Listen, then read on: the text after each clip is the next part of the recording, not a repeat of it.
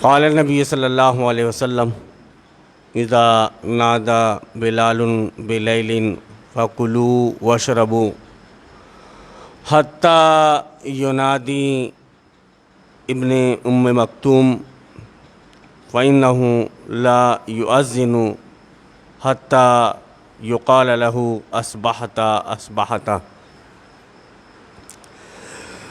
معزز سامعین، آپ نے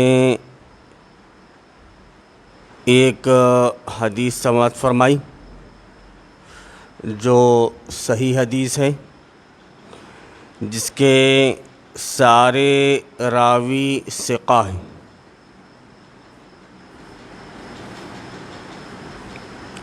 سارے راوی ثقہ ہیں۔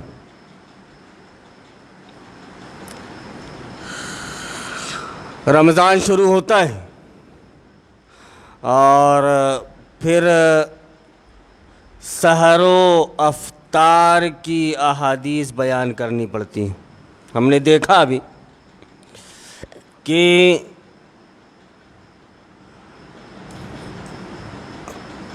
جس وقت میں ہم اذان دیا کرتے تھے اس وقت میں ابتدا میں اب ان کا ٹائمنگ ہے، ورنہ جس حساب سے یہ چلتے ہیں اپنے حساب سے یہ 2 منٹ پیشتر روزہ افطار کر رہے ہیں، 2 منٹ پہلے روزہ افطار کر رہے ہیں، جبکہ اگر یہ باتیں یہاں سے نہیں آ رہی ہوتی تو ان کا روزہ افطار ہوتا 6:31 پر۔ کتنے میں؟ 6:31 پر۔ لیکن ابھی اور پچھلے رمضان میں بھی یہ ہوا کہ شروع کے کچھ روزوں میں انہوں نے ٹائمنگ جو سیٹ کیا، انہوں نے کہا کہ ان کے حساب سے ایڈجسٹ کر لو، ان کے حساب سے آپ ایڈجسٹ کر لو۔ یہ ٹائمنگ جو بنا رہے ہیں، روزہ افطار کی جنہوں نے ٹائمنگ بنائی ہے، وہ کبھی غروب آفتاب کی طرف نہیں دیکھتے۔ اور یہاں پر جمعہ مسجد میں غروب آفتاب مطلع اگر صاف ہے تو دیکھا جاتا ہے اور پھر اس کے بعد میں اذان دی جاتی ہے۔ تو انہوں نے ان کا ٹائم ہونا چاہیے تھا، جیسے آج کی افطار کا وقت جو انہوں نے رکھا ہے 29، تو ٹائمنگ کے حساب سے جو گوگل کی ٹائمنگ ہے وہ ٹائمنگ کے حساب سے انہیں 31 رکھنا چاہیے تھا، لیکن انہوں نے کتنا رکھا ہے؟ 29، 2 منٹ پہلے۔ اب معلوم نہیں یہ کہاں تک لے کر جا رہے ہیں اسے،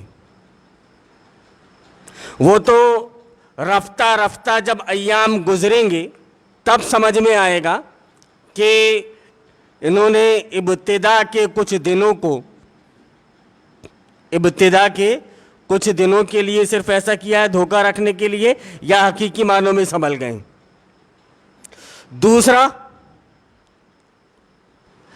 یہ سحری کا مسئلہ کہ آپ اطمینان سے 5:15 بجے تک سحری کر سکتے ہیں، 5:15 بجے تک آپ سحری کر سکتے ہیں۔ یہ تو 4:45 بجے ہی روزہ آپ کا رکوا دے رہے ہیں، 4:38 پر۔ اب وہ آ گیا چارٹ پرچہ سحر و افطار کے وقت کا، تو گویا وہ اللہ کی طرف سے وحی آ گئی، اللہ کی طرف سے وحی آ گئی۔ اب اگر آپ نے 38 کی جگہ 39 میں آپ نے روزہ بند کیا، آپ کا روزہ نہیں ہوگا۔ یہ تصورات ہیں عوام کے نزدیک، عوام یہ سمجھ رہی ہیں، نہیں جانتی بیچاری، عوام نہیں جانتی کہ قرآن حدیث کیا ہے، اور آپ کے لیے سحر و افطار کے وقت کیا ہیں، نہیں جانتی۔ آپ حدیث بیان کرتے رہو کہ نبی کریم صلی اللہ علیہ وسلم نے بیان فرمایا کہ کلو وشربوا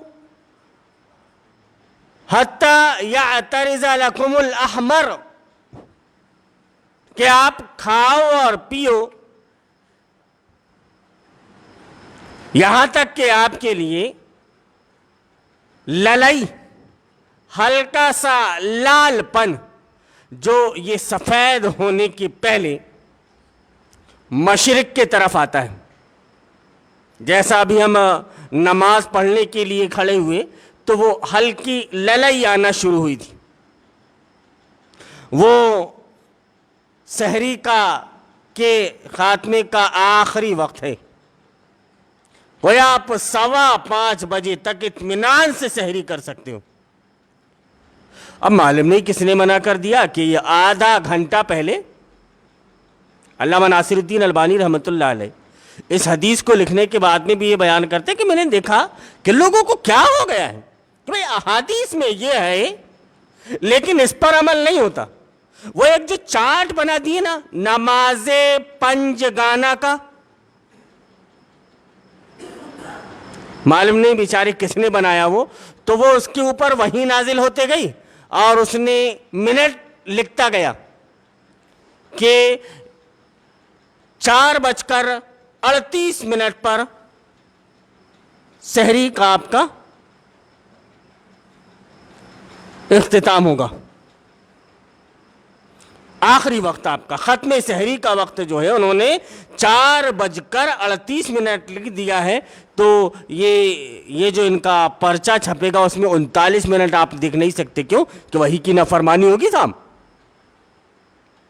تو کون سی ایسی چیز ہے کہ بھائی تمہارے پاس احادیث اور قرآن کے واضح آیات واضح دلائل موجود نہیں؟ کہ اللہ رب العالمین کا یہ فرمان کہ حتی یتبین لکم الخیط الابیض من الخیط الاسود، بھائی اسود سے ابیض نمایاں ہو جائے، اسود کیا ہے، کالا کیا ہے، سفید کیا ہے، یہ آپ کو سمجھ میں آنے لگے تب کر لو آپ، لیکن نہیں، آپ کی بات کو نہیں سنیں گے، کیونکہ ہمارے مولانا صاحب ایسا کہتے ہیں صاحب کہ وہ 4:38 پر ختم کر لو سحری، ہم 4:38 پر ختم کر لیں گے اور وہ 50 تک یا پھر 5 بجے ہماری جماعت کھڑی ہو جائے گی۔ تو یہ بالکل نہ ہو۔ اللہ رب العالمین نے شعور دیا ہے، سوچنے سمجھنے کی صلاحیت دی ہے، اسی وجہ سے ہمیں اور آپ کو چاہیے کہ ہم اپنی آنکھ سے سورج دیکھیں، افطار کریں، اذان کے بھروسے پر نہیں۔ اگر اونچائی پر ہمارا مکان ہے تو دیکھ سکتے ہیں، ہم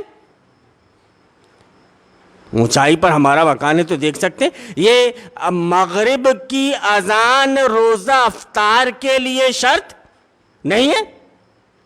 غروب آفتاب ہوا آپ روزہ افطار کر لیجئے،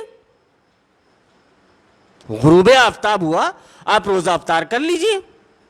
ایسے ہی صبح فجر کی اذان، وہ تو لوگوں کے پاس نہ گھڑیاں تھیں جی، کچھ نہیں تھا، تو وہ حضرت بلال رضی اللہ تعالیٰ عنہ اذان دیتے تھے، تو نبی کریم صلی اللہ علیہ وسلم نے بیان فرمایا کہ بلال اذان دے تو تم کھاؤ پیو۔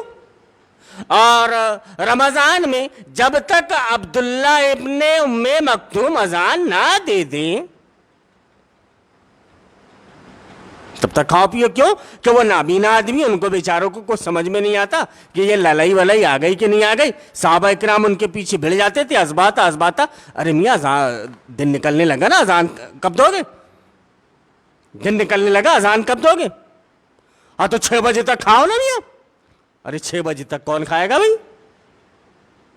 بھائی واضح آیات یا واضح نشانیاں جو شریعت میں موجود ہیں کم سے کم ان کے مطابق تو عمل کرو.